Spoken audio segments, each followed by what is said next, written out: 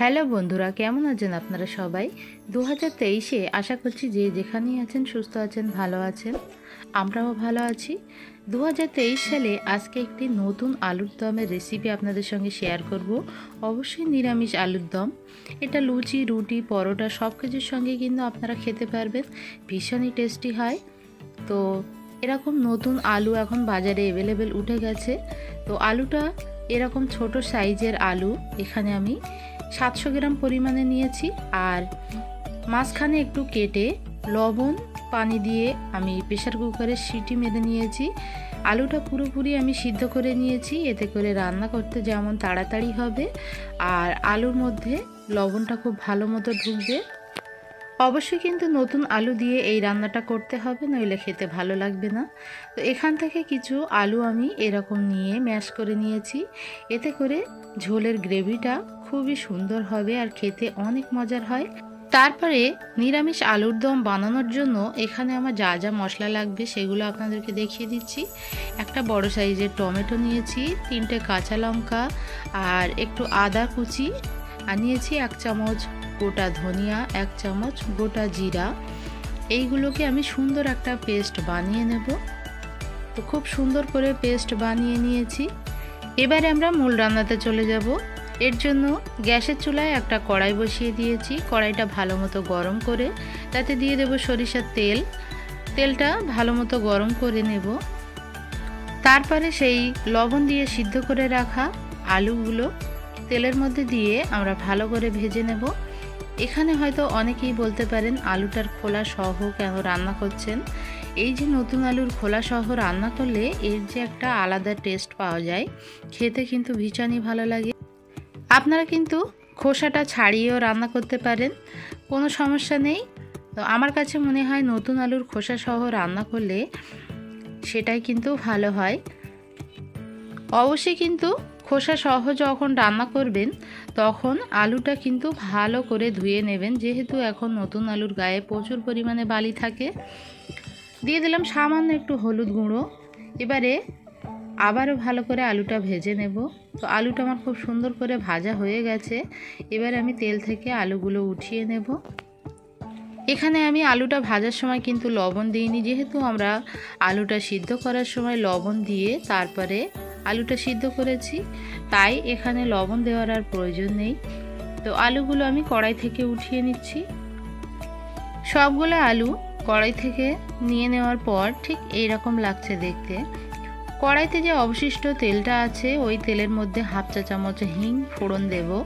অবশ্যই হিংটা দেওয়ার চেষ্টা করবেন, এতে করে খাবারের স্বাদ দ্বিগুণ হয়। আর যেহেতু এটা নিরামিষ রান্না, তাই হিং দিলে খেতে ভীষণ ভালো লাগবে। তারপরে হিংটা দিয়ে সেই যে মশলার পেস্ট বানিয়ে রেখেছিলাম সেটা সম্পূর্ণ দিয়ে নাড়াচাড়া করে মিশিয়ে নিলাম। এবারে এর মধ্যে দিয়ে দেব স্বাদ মতো লবণ।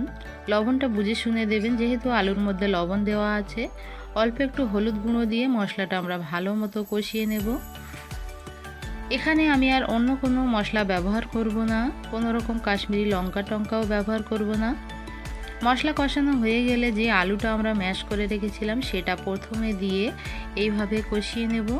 যেহেতু এই আলুগুলো আমার ভাজা নেই, তাই এই আলুগুলো প্রথমে দিয়ে আমরা কষিয়ে নেব, এতে করে ঝোলটা খেতে বেশি ভালো লাগবে।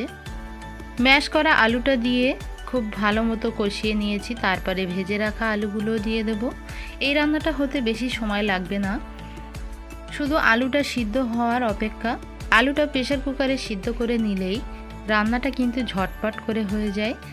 তো আলুটা দিয়ে খুব ভালো মতো কষানো হয়ে গেছে। এবারে আমরা দিয়ে দেব ঝোল। সামান্য একটু ঝোল দিয়ে আবারও একটু কষিয়ে নেব।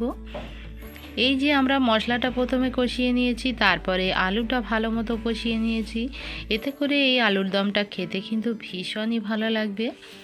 একটু সময় নিয়ে যদি কষানো হয় তাহলে যে কোনো তরকারির স্বাদই কিন্তু দ্বিগুণ হয়। এর মধ্যে দিয়ে দেব ঝোলের জন্য গরম পানি। তো ঝোলের জন্য যদি আমরা গরম পানিটা ব্যবহার করি তাহলে ঝোলের স্বাদটা কিন্তু আরও ভালো হয়। তো ঝোলটা আমি যেমনটা রাখবো তেমনটাই আমার অনুপাতে দিচ্ছি। আপনারা যেমন ঝোল খেতে পছন্দ করেন তেমনভাবেই দেবেন। ঢাকনা দিয়ে চুলার জাল মিডিয়াম টু লো এর মাঝামাঝি রেখে 2 থেকে 3 মিনিট মতো রান্না করে নেব। বন্ধুরা ফিরে এলাম 2 থেকে 3 মিনিট পর। দেখুন উপরে তেলটা কি সুন্দরভাবে ভেসে উঠেছে। তো এবারে এর উপরে দিয়ে দেব ধনিয়া পাতা কুচি। এই ধনিয়া পাতাটা দিলে খেতে ভীষণই ভালো লাগে। যেহেতু এটা নিরামিষ রান্না তাই দিয়ে দেব হাফ চা চামচের মতো গরম মশলা গুঁড়ো। তারপরে আবারও ঢাকনা দিয়ে 5 মিনিট মতো দমে বসিয়ে রাখবো। তো 5 মিনিট পর এইরকম অবস্থা, হালকা একটু ঝোল আছে, এটাতে কোনো সমস্যা নেই, টেনে যাবে। নতুন আলু যেহেতু। গরম গরম আলুর দম লুচি, পরোটা, নান অথবা সাদা ভাতের সঙ্গেও পরিবেশন করতে পারেন। তো দেখুন বন্ধুরা, ধোঁয়া ওঠা গরম আলু কেমন লাগছে দেখতে। তো খেতে কিন্তু ভীষণই টেস্টি হয়েছিল।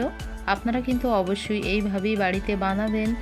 আর খেতে কেমন হয়েছিল আমাকে কমেন্ট করে জানাতে একদমই ভুলবেন না।